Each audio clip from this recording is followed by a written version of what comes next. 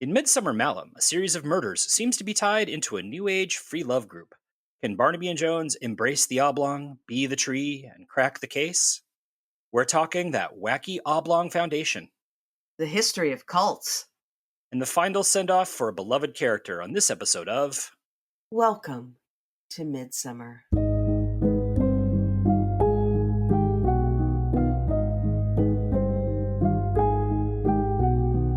Hello, and welcome to Midsummer, the podcast where we dissect all the mysteries, the murders, and the many weird things about the long running hit TV show, Midsummer Murders.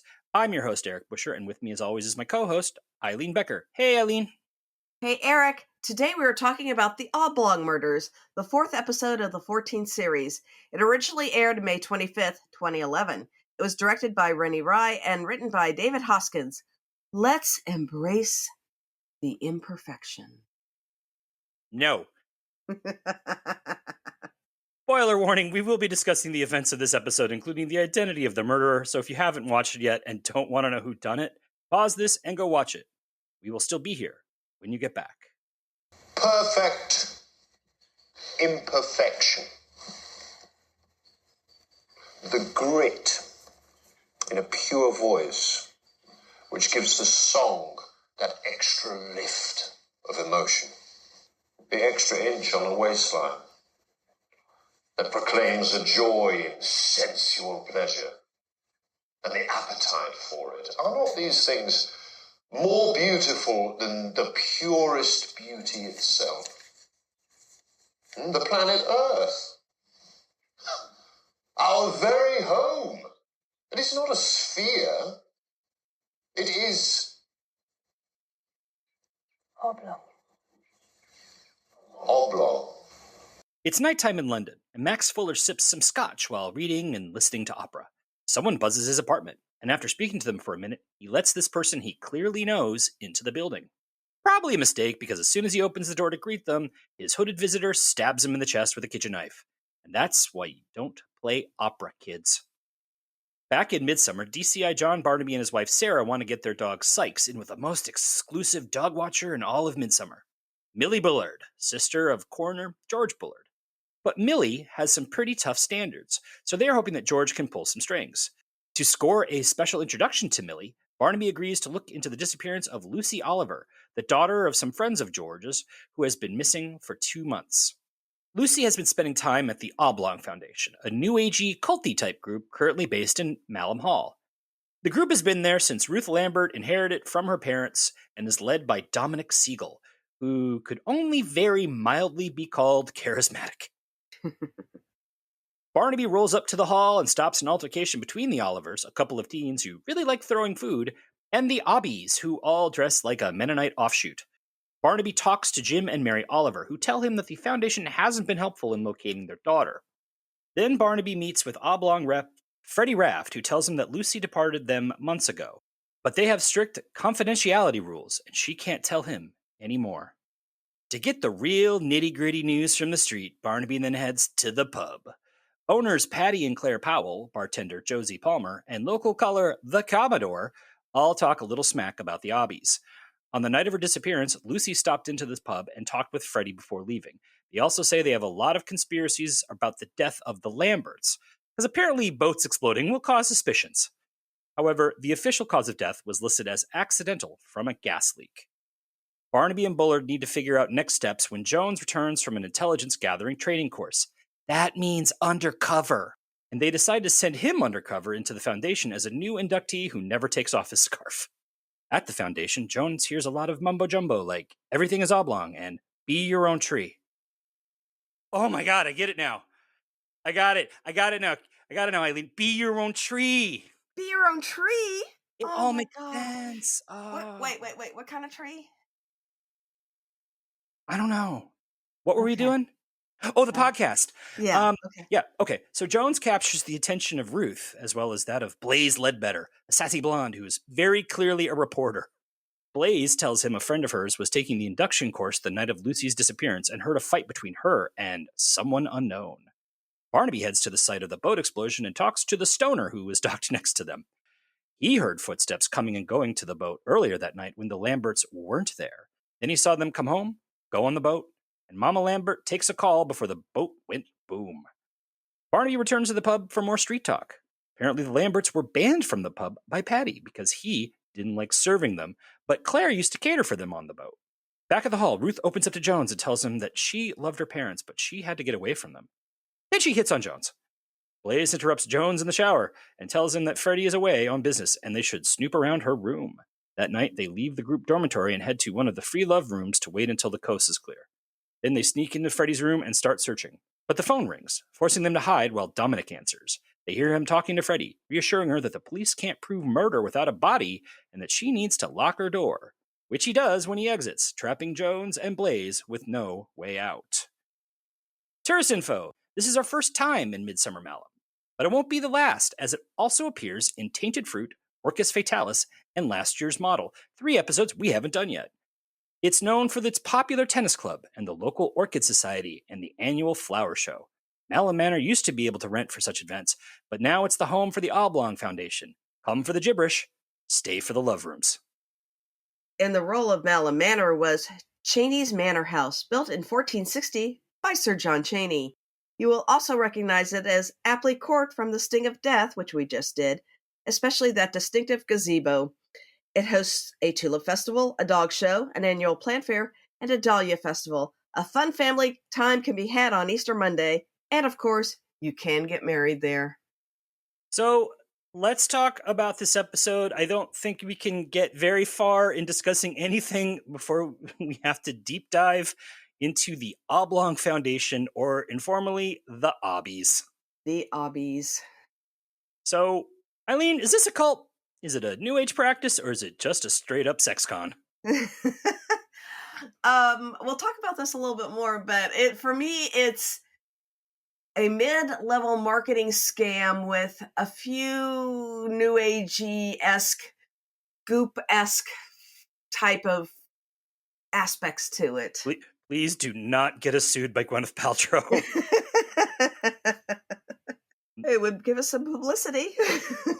Yeah, I mean, I agree. It seemed like trying to be culty, but it clearly seemed a bit more. It just seems like straight up like a con. Like it's like, yes, the mid-level marketing, bring more people in.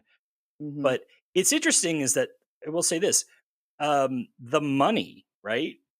All the money that like makes you think that it's, oh, they're corrupt. That was actually already there. Yeah. So is it so then does that make it a con, or does it like, are these people actually believing what they say? And if they're believing what they say, how messed up are they? Well, I think this contrasts to the season 1 episode, Death in Disguise, where you got the idea that Craigie really actually did come to believe his own publicity and propaganda, and he really started buying into it. This, you don't kind of really feel like that.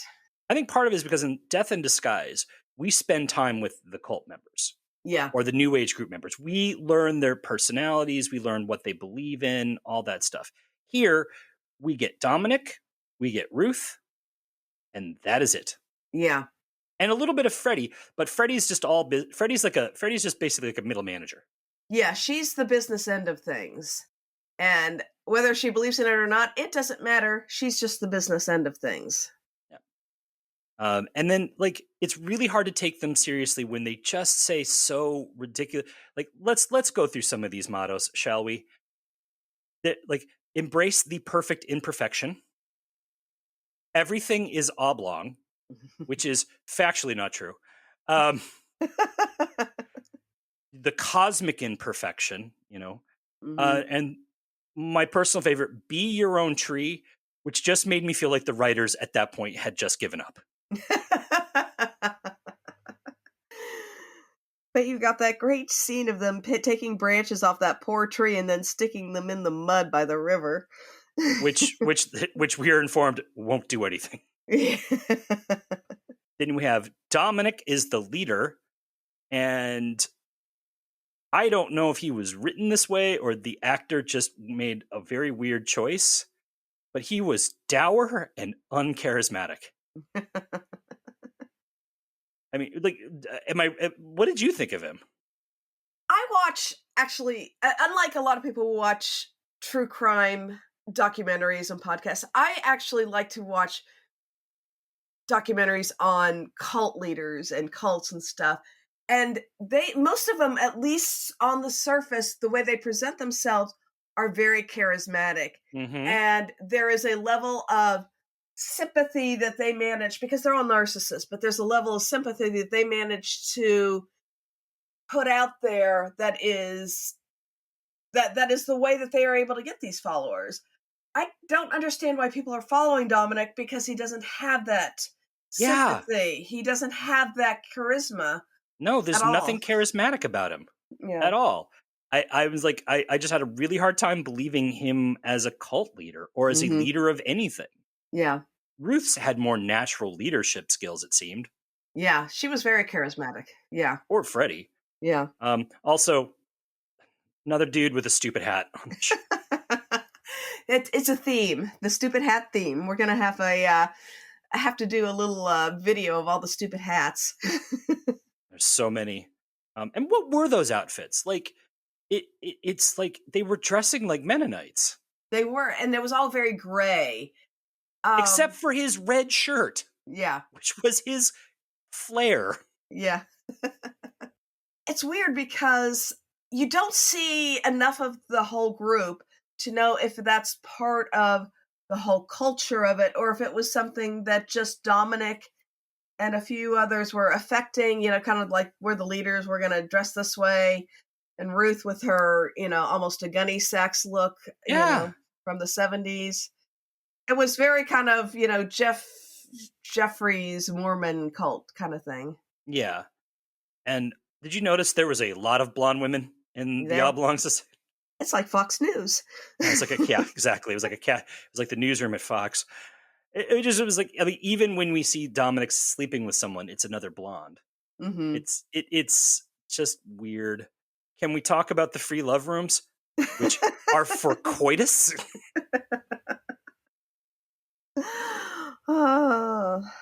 Which member do you think has to clean those? Also, why was there reading material in the love rooms? Because when Jones and Blaze are hiding out there, right? Mm-hmm. She's reading a novel that she did not bring in there with her.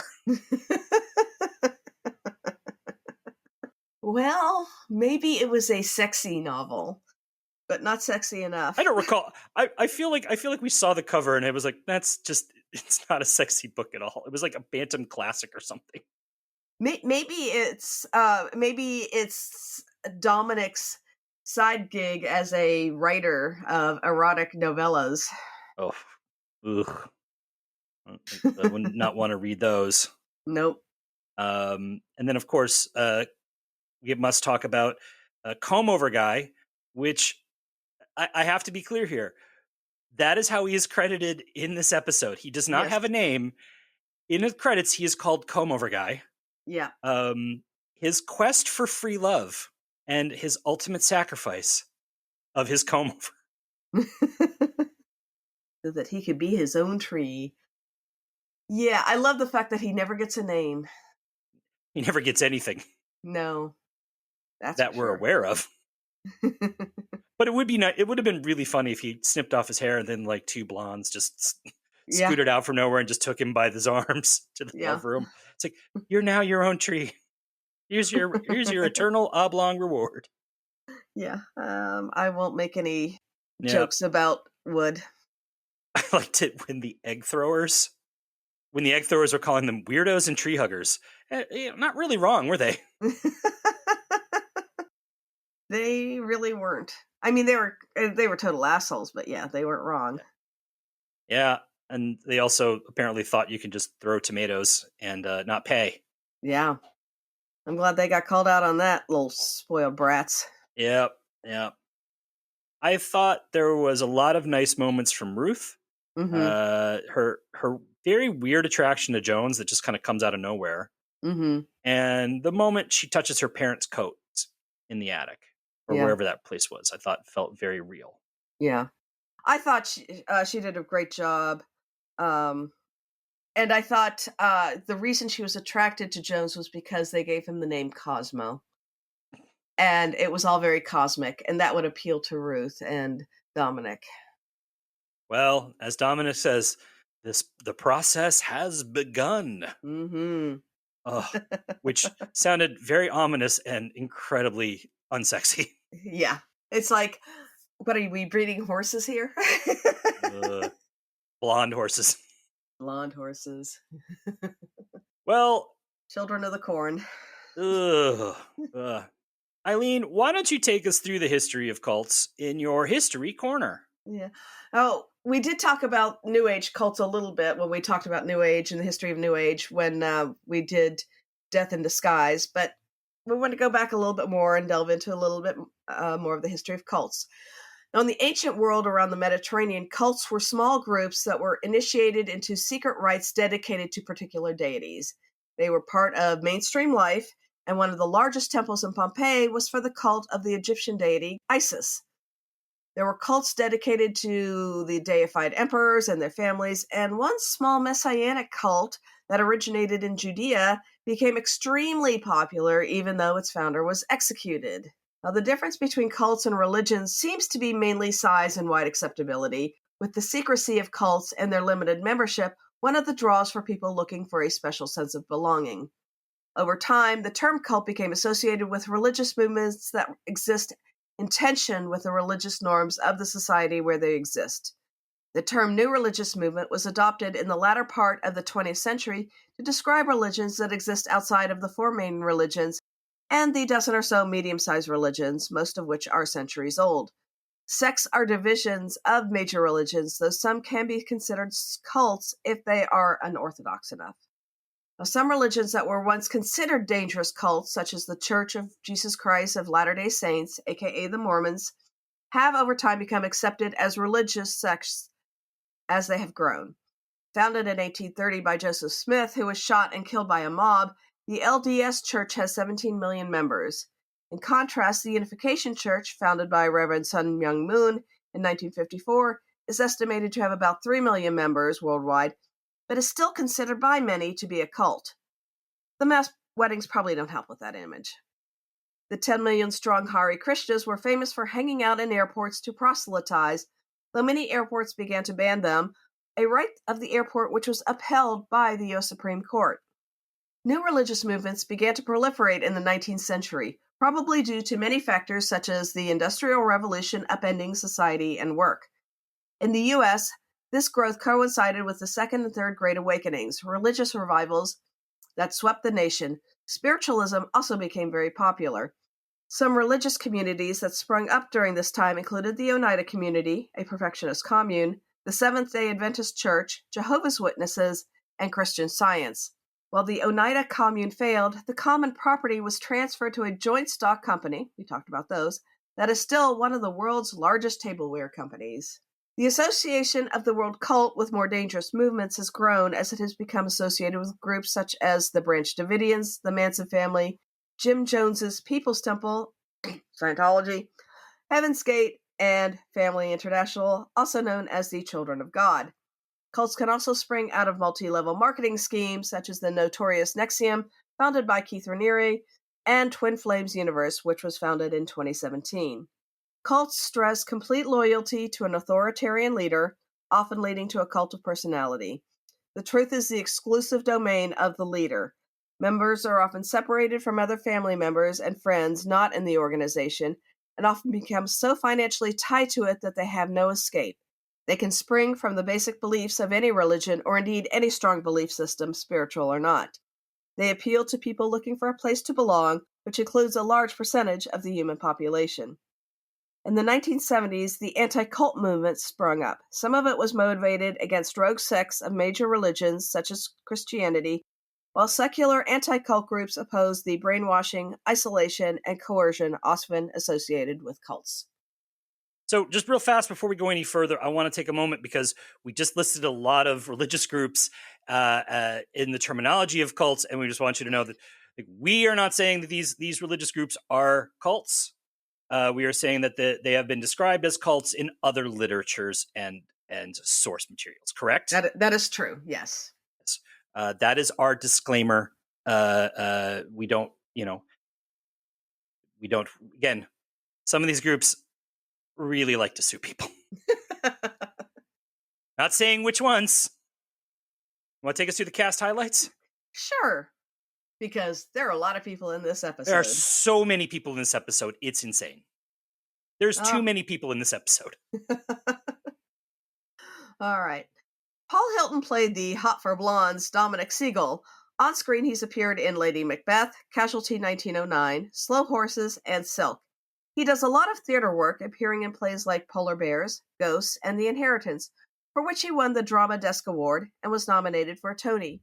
He starred in Damon Albarn's musical Wonderland. Albarn, of course, was a member of the bands Blur and Gorillaz. In 2017, when he was 47, he starred in the title role of Peter Pan for the National Theatre Live. While that may seem weird, apparently they portrayed Peter as an adult in a perpetual state of arrested development. Which sounds kind of fun and probably true. Yeah. It does. If you look at the photo, I was reading that and it's like, wait, how old was he when he did this? And then I looked it up and looked at the photos, and it's like Peter Pan is sort of in a business suit, but like a bright green suit. And it was like, I like that take on it. Yeah. I would be very curious to see that take as just like Peter Pan is just a man baby. Yeah. Yeah. Christine Bottomley was hot for Jones, Blaze Ledbetter. Apparently, when she was a child working at her Paris chemist shop, she would impersonate the customers, which made her both want to be a professional actress and probably very annoying. She made her on-screen debut in 2001 on EastEnders and has since appeared on Early Doors, The Street, Sherwood, Hope Springs, Domina, and The End of the Effing World. Can we talk about how amazing the name Blaze Ledbetter is? That's my new porn star name. Gross. Also, it is a great name. In a show that's had weird names, Blaze Ledbetter is one of the best. Simon Day was Unlucky in Love Room Comb-Over Guy. Day is a well-known comic actor in the UK, probably best known for performing in the legendary Fast show. He started as a stand-up, winning the Time Out New Act of the Year in 1991 with his music hall character Tommy Cockles. He appeared in Big Night Out with legendary comedy duo Reeves and Mortimer, and he appeared in Shakespeare in Love, Skins, Saturday Zoo, and most recently starring in King Gary and appearing in Pennyworth. Charity Wakefield was also hot for Jones, Ruth Lambert. This role was earlier in her career, but she had already starred in a BBC production of Sense and Sensibility and in Casualty 1900s. She's gone on to play Mary Boleyn in Wolf Hall, The Player, Doctor Who, Bounty Hunters, and The Great, and she is so good in The Great. She also plays the violin and has a strong soprano opera voice. Richard Albrecht played the grieving Mr. Oliver. Albrecht is a character actor who has appeared in the films Jude and The Man Who Cried, and the shows Roy, Holby City, Heartbeat, and EastEnders. He had his own one-man show at the Edinburgh Fringe called R.I.P. Maria Callas.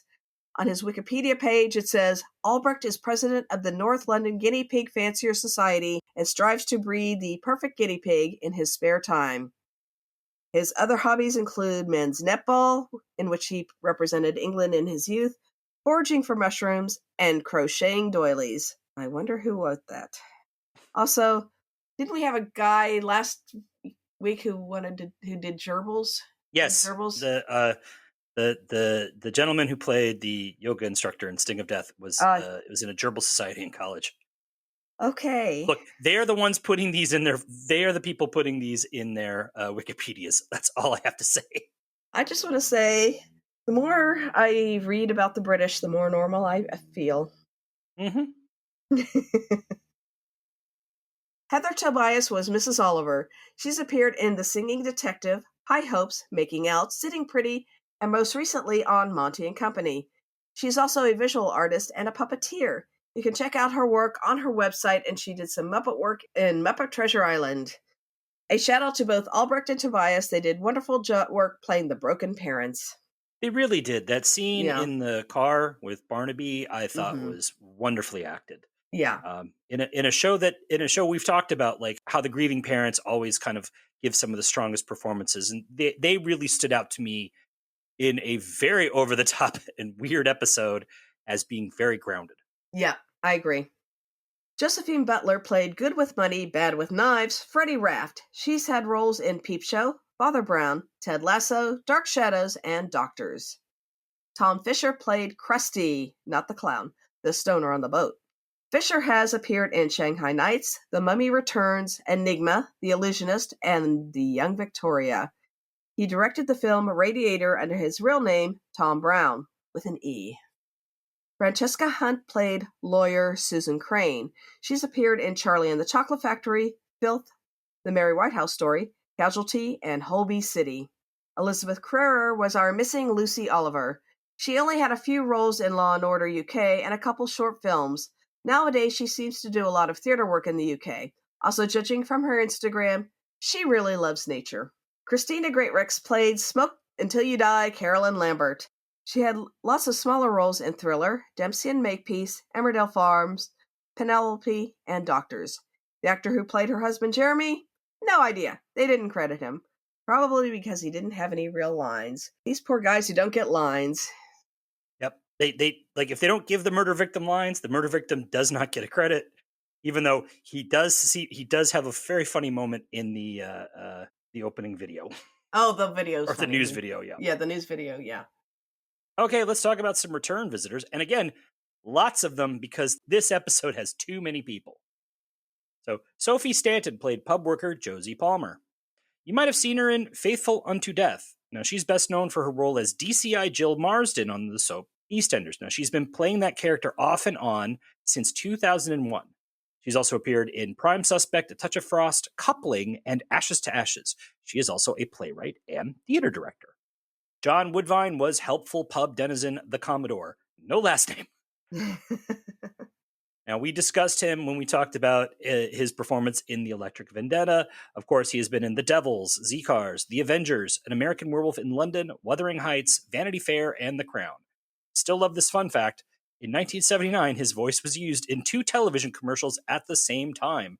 One promoting Scottish and Newcastle Breweries beer, and the other on the abuse of drink for the Health Education Council. Every time I see him, I say, that's the doctor from The American Werewolf in London, no matter what.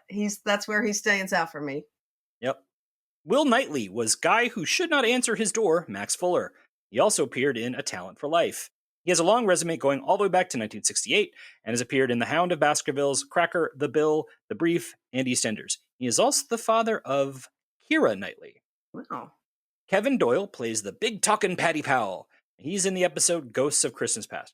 You might recognize him from Happy Valley, or The Lakes, or Sherwood, or Scott and Bailey, but that's not where you recognize him from. You recognize him from his role as valet Joseph Mosley on Downton Abbey, where he's been on for a long time. He has, and he is so memorable in that role. He really, he's such a goofy guy.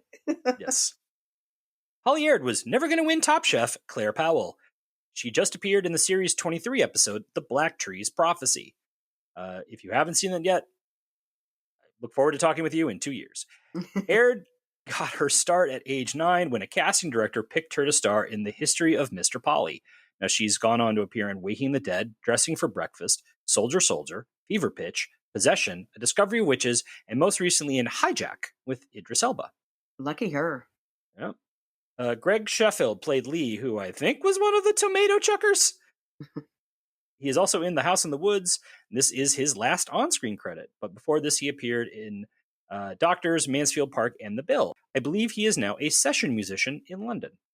Jack Crutch played Kevin, who I think is the other tomato chucker. You will remember him from Country Matters. As a child actor, he appeared in the Omid Jalili show, Dead Ringers, and French Film. He took a break after this episode, but he is currently back acting and is in Masters of the Air, airing now on Apple TV+. Oliver Ryan played a reporter. He also appeared in King's Crystal. He's been on quite a role in the last few years, having roles in Dune Part 1, The Pembrokeshire Murders, Pennyworth, and The Steeltown Murders. And in 2024, he's going to be in something called The Red King.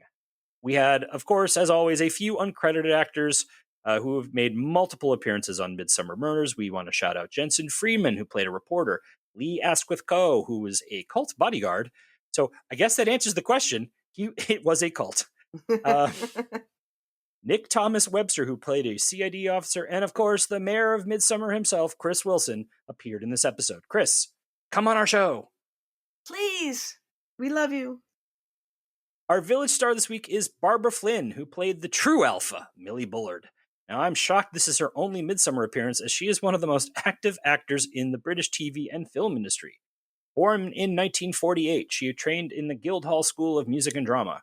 Her first major role was in 1970's Our Family at War. She went on to appear in Open All Hours, the Beiderbecke trilogy, and A Very Peculiar Practice. Now, in the much-loved and acclaimed Cracker series, she played the wife to Robbie Coltrane's main character. She also recently appeared in Doctor Who Flux, where she plays the Doctor's adopted mother. And that's probably going to be written out of Doctor Who. Also, recently, she's appeared in Kate and Koji and Beyond Paradise.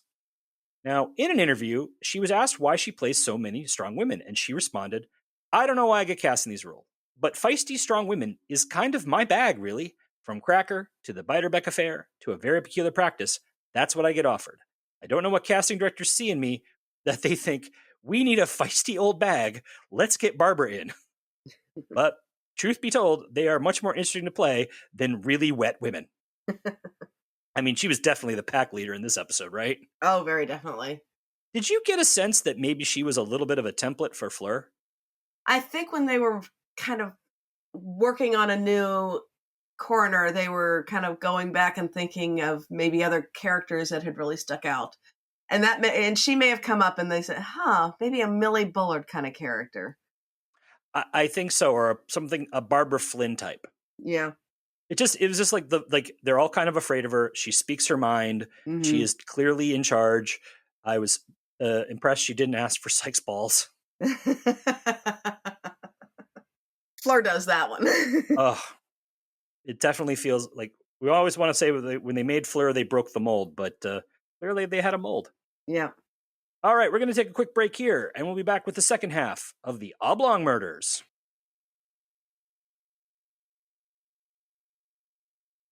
And we're back. Let's talk about the second half of the Oblong Murders. You are all branches of your own family trees. And we are all of us a part of the tree of life. In the moment, attached to the past, and through us, the sap of future growth.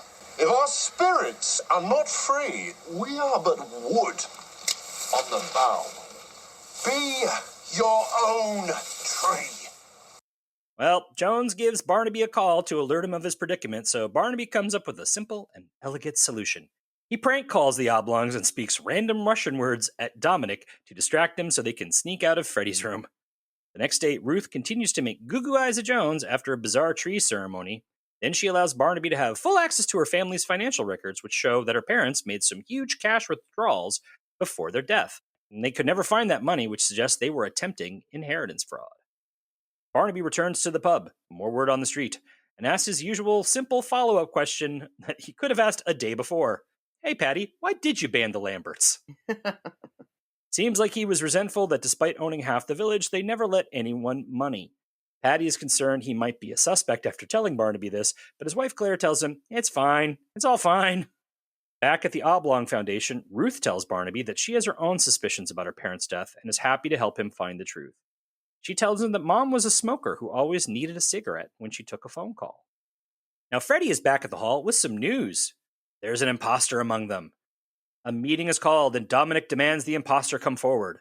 And that's when Blaze admits she's a journalist. Duh. But then she outs Jones. Not cool. Not cool, Blaze. Of course, Lucy Oliver takes this moment to show up with blood on her hands to tell them that Freddy is dead, stabbed in the back. Turns out Lucy had actually been in London staying with friends to get her head together, and Freddy knew and had been begging Lucy to tell the media. The two were lovers, and the night she left, there was a big fight between them. But it wasn't a lover's quarrel. Lucy found Freddy counting a huge pile of money, and when Freddy admits, yeah, it's kind of a scam, Lucy split. She reunites with her family, and Ruth slaps Jones hard in the face when she finds out he's a copper.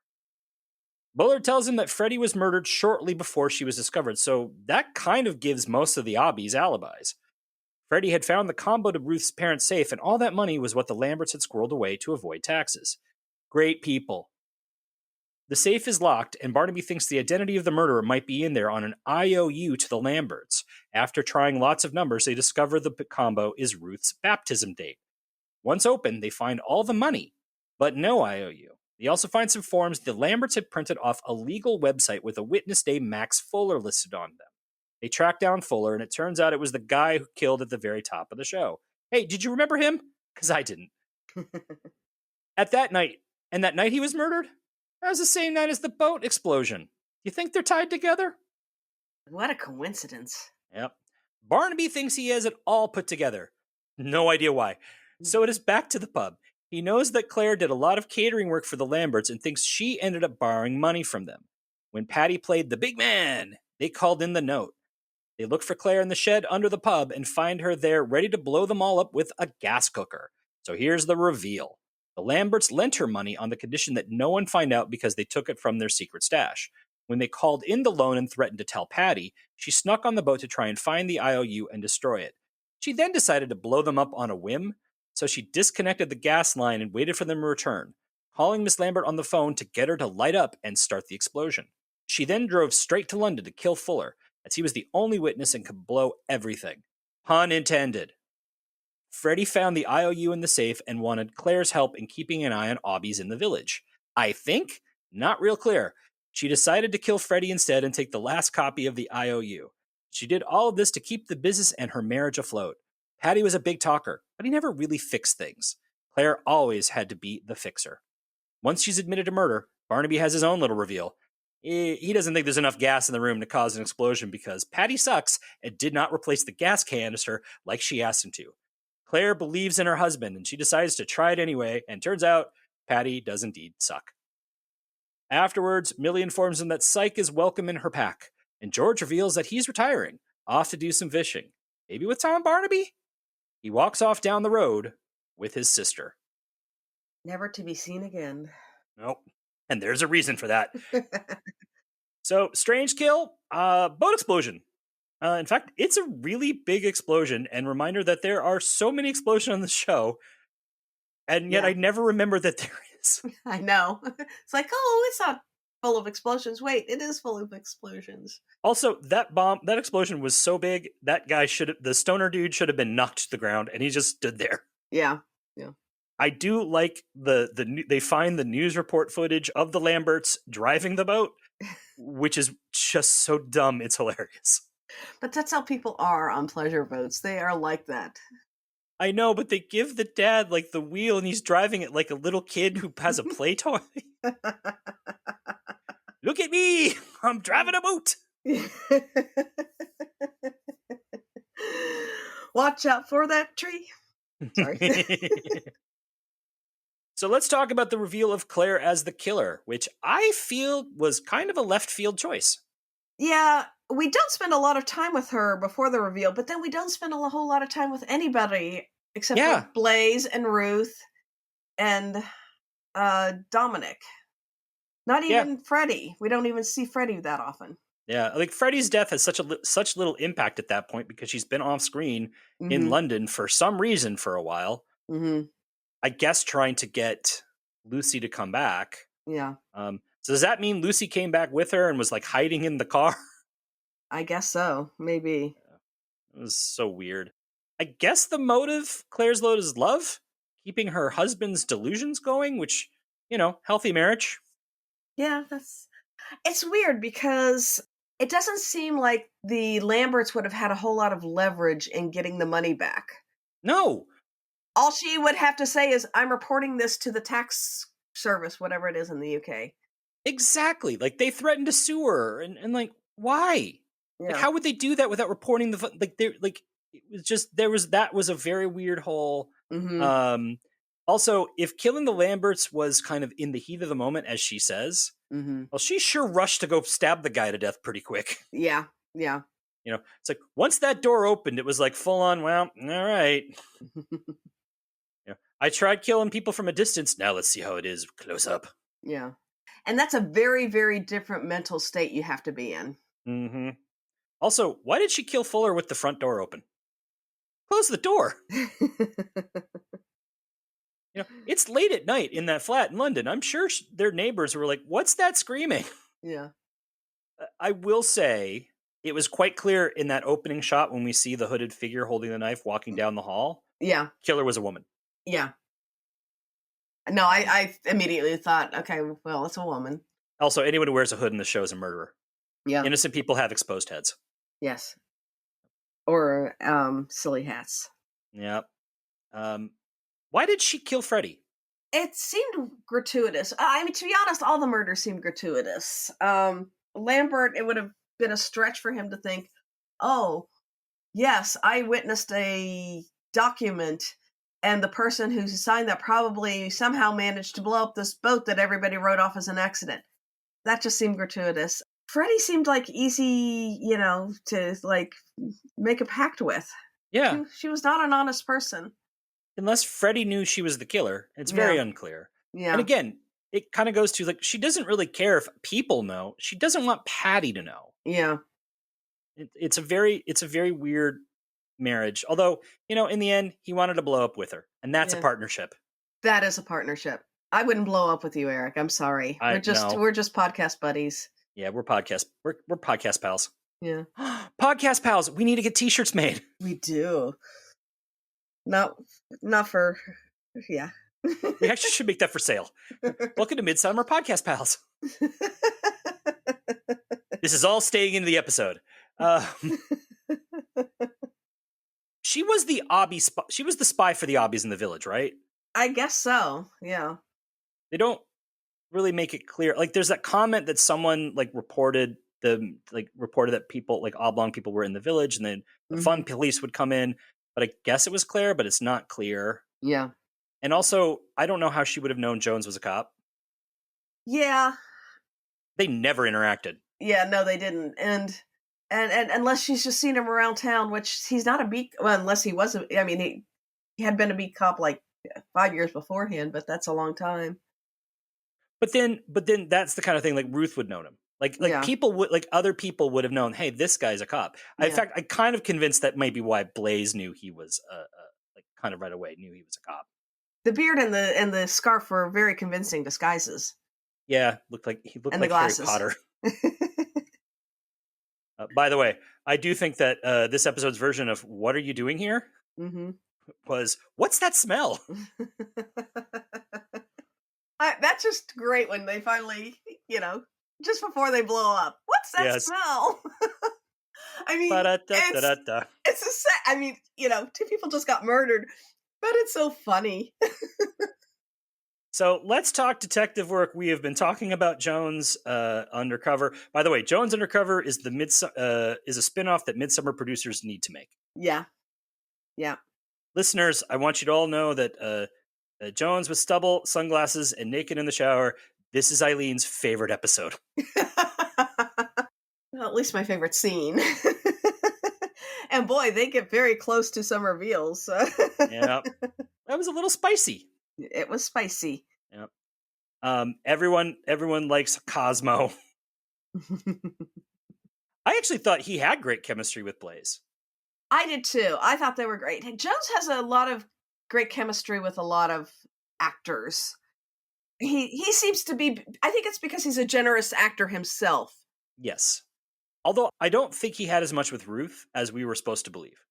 I think he didn't have chemistry with Ruth. She had chemistry with him, and she was playing on that. I think she liked him and that was playing on that. I think he was very awkward with her. Blaze, it was quite clear they had honestly, seriously, do a Jones Undercover, and Blaze needs to be in the spinoff. Oh, yeah. I also was kind of thinking that this is post-Stevens. So is this their way of making us remind us that Jones is sexy? He is sexy in a very wholesome way, even though he's naked. I think Jason Hughes is so good in this episode as basically playing guy, kind of always nothing goes right for him. And I really think there needs to be a show for Jason Hughes where he just if they're not going to give us a Jones spinoff, let's just have a show of Jason Hughes playing some guy where nothing goes right. He's so good in that role. Like that scene where he's sitting in the middle between Blaze and Ruth, he's just kind of sinking down in his dilemma. That is such a funny scene. which also kind of was like, it was because that kind of leaned into the weird scene, right, of Dominic calling out an imposter. And I was like, why are they doing this in front of everybody? Most of the people in that room were just visiting.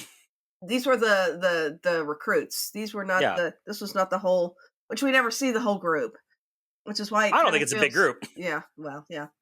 But yeah, it's like we don't see the whole group. But it was just like one of you is an imposter. I'm like, this is not the look you want to give if you're a benevolent organization. Yeah. Is like condemning people who. And then the immediate chant of traitor. Yep. The locked room problem. Mm-hmm. That was kind of a nothing problem. It was, and it's weird because usually you can get out of a locked room because otherwise it's a fire code violation. You can't lock. You can't. I mean, unless there was a key stuck in the door. I mean, it just seemed weird because unless it's like a prison, you have to be able to get out of a room. I mean, you think there's fire codes in Midsomer? Have you seen how many explosions they have? Well, that may be true, yeah. And if we didn't have the locked room, we wouldn't have the delightful scene where he calls Barnaby matey. Matey. That was great. Hey, matey. That was great. Also, the scene where like he's talking to Barnaby and trying to convince him that there's probably no murder, and then Psych finds the bone. And in the middle of his sentence, he just goes, "Oh God." Yeah. So was Barnaby just being a dick, making him shave in the car? There is this weird power thing. We've discussed it between the DCI Barnabys, both of them, and their sergeants, where they pull these power plays on them. Yep. Just constantly flexing. Yeah. In these weird ways. And it's like, why are you making him you're the one who put him undercover. Yeah. Yeah. In fact, why was Barnaby allowed to look into a closed case? Like, was it like a slow triple homicide week? Apparently. Like, well, I've just finished that triple homicide. Got a little free time here. Paperwork's all done. Got nothing better to do. It's like Barnaby, your caseload's piled up. Yeah, I really need to get my dog in with Millie Bullard. Oh, say no more. We all know about Millie Bullard. Like everyone in the village knew about Billy Bullard. Yeah. Yeah. I had a question. Just a thought watching this episode. So did Ruth's parents just get her baptized for the safe combo? It's a very convenient numbers because it was like, yeah, very easy to remember. It's like she was like, they weren't religious at all, but they got me baptized. I'm like, why would? Oh, they just wanted the combo For the safe. Also, I wonder if Microsoft paid for product placement in this episode. Hold on, sir. I'm proficient in Windows. Yeah. What did you think about the opening scene with the dummy? Okay, that was weird because they call a detective to come before they even pulled the body out and to discover if it actually was a body. It was weird. And then they never solve who threw the mannequin into the river. I mean, talk about an unsolved case. I mean, it was probably the tomato chuckers. Probably they seem like that type. I mean, that was just to set up Bullard. Yeah. Which I think, let's just take this straight into corner, because this is a very sad episode. It is the final episode Bullard appears in. And then Barry Jackson passed away in 2013. So he was never could come back in the way that, Hughes has come back for a guest spot. Yeah. Did you think it was weird how he went out, though? It seems to be that instead of getting killed off the way American shows like to do, yeah, they just kind of say, "Hey, I'm retiring." Yeah, he Bye. says it at the end, out of the blue. I'm out. Basically the same way Tom did. Yeah. Like in America, we would have gotten these ads. The final Bullard episode. Join us for a very special Midsomer. Yeah, and then he would have had a long dying scene. Yeah. Where he dies in someone's arms after being stabbed by the murderer. Right. Or it would have been a very personal case. Or he would have been the suspect, right? And he has to... or, in truly fun fashion, he could have been the killer. He could have been, yeah. But no, he's off fishing. He went to go, yeah. Guinness and trout.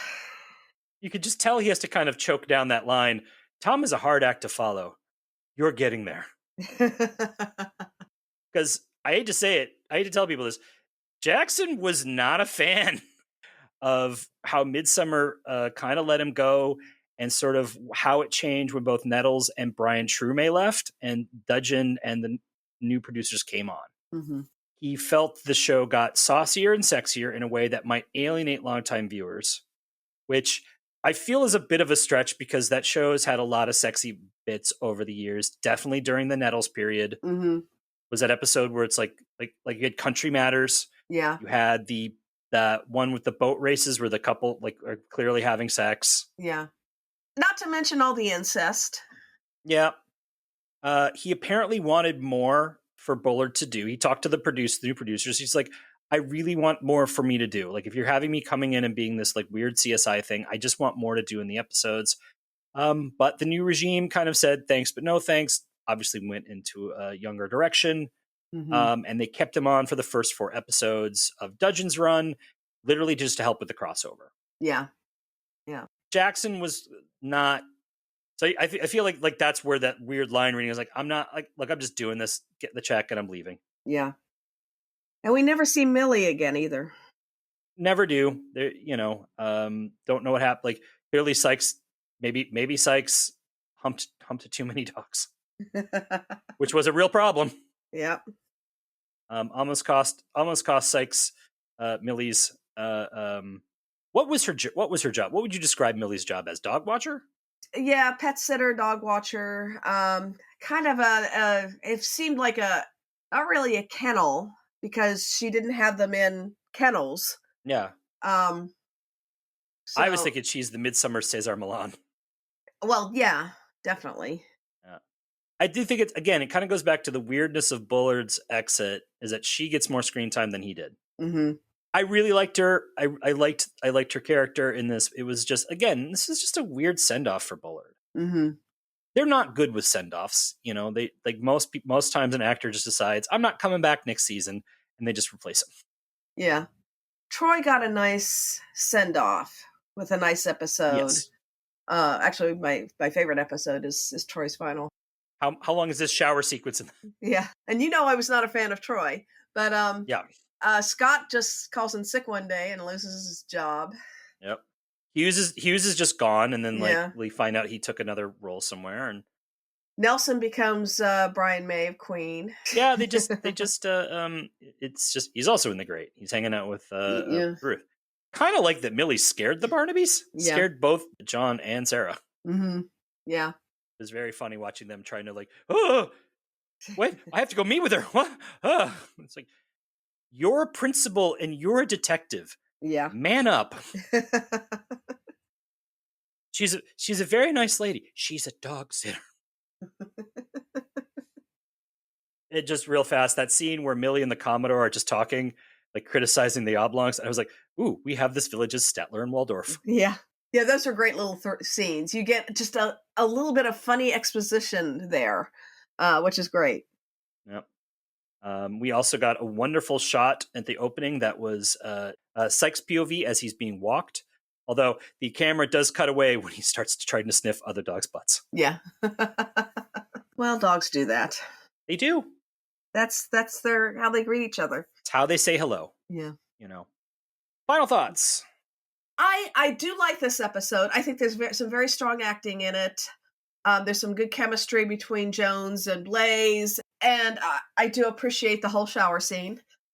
I do think it's not as strong on the New Age cult or New Age group as the first one. And I know they want to make it different from Death in Disguise. I think that one succeeds better because they are more involved in it. And the fact that Jones is actually going undercover, you would have thought this would have been a little more involved in the Oblong Foundation and the people there. And yet it's not, we don't really get into it. Blaze is never a serious suspect. Yeah. No, nobody is a serious suspect because there's too many people. Mm-hmm. Like, we don't get a lot of time with any of these people to really, like, first of all, the the base murders are off screen and they're a year old. Mm-hmm. And then like the one murder with Freddy is like just, oh, she's dead. Mm-hmm. Meanwhile, like Barnaby's running around like a madman. Mm-hmm. Jones is just like trying to fend off two women. Mm-hmm. Comb over guy, hysterical. Oh yeah. What's the point of him? What's the point of Josie the barmaid? That's a role that Claire could have done. Yeah. What is the Commodore? Mm-hmm. He's an interesting character, but there's no point to like. There's all these like interesting, colorful characters who are fun to watch, but ultimately they kind of crowd the story out. And they're not serious suspects at all. Right. There really aren't any serious suspects in No. this. I mean, you think Dominic because he's like the only guy who could be a serious suspect, and possibly Ruth.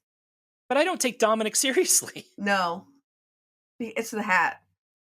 He's a hat. Like Yeah. Ruth was the only person I was like, well, maybe she did it. Mm-hmm. Because again, we also see that it's clearly a woman who does the first murder. Yeah. I feel like there's a lot I like about. I kind of like this episode. Mm-hmm. I like it as a comedy. It is very funny. Yeah. Jones's predicaments are very, very funny. The oblong stuff is so ridiculous. It's all really it's funny. Mm-hmm. Like both legitimately funny and not meaning to be. Yeah. The murder mystery is just I don't know. It just felt It just didn't feel super compelling. It's undercooked.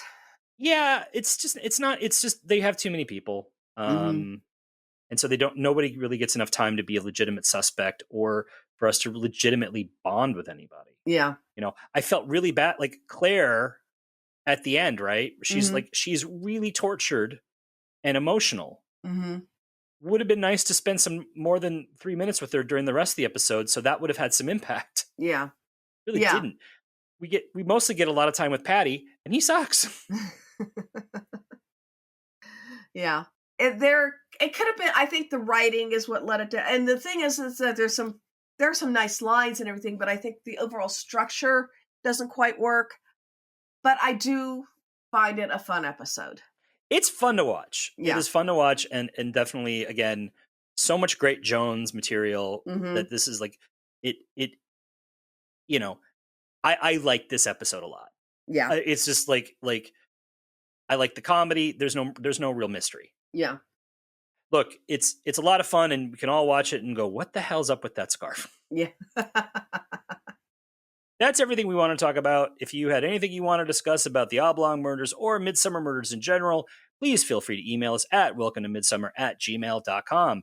And if you want us to use the email in the show, you have to say so in the email. You can also find us at Welcome to Midsomer on Facebook, Instagram, and Threads. We're also Welcome to Midsomer on YouTube, where we have been uploading our old episodes. Please follow us in all these places. I think by the time this one drops, the Electric Vendetta should be up on YouTube. If you like what you hear, please consider subscribing to us or rating and reviewing us on iTunes or Spotify. All these really help people find us. Tell all your friends about us. We're going to be back soon with another episode, and we hope you will join us again as we take the road out of Midsomer. We want to thank you all very much for listening and remind you that in Midsomer, being the tree can be murder. Well, yeah, especially if you're like pulling all the branches off the tree. You're going to kill the tree. Can be murder. And usually is. It is. Welcome to Midsomer is produced by Eric Buscher and Eileen Becker. All clips in this podcast are used in compliance with the U.S. Copyrights Act fair use exception for criticism and commentary. Our logo and podcast art was designed by Smeedrai. Our theme music is by The Infamous Space. And please don't sue us. Of course, Lucy Oliver takes this moment to show up with blood on her hands and tells them that Freddy's dead. Da, da, da, da. Freddy's dead. Stabbed in the back. Sorry, I'll take that over. Who doesn't love a little Curtis Mayfield?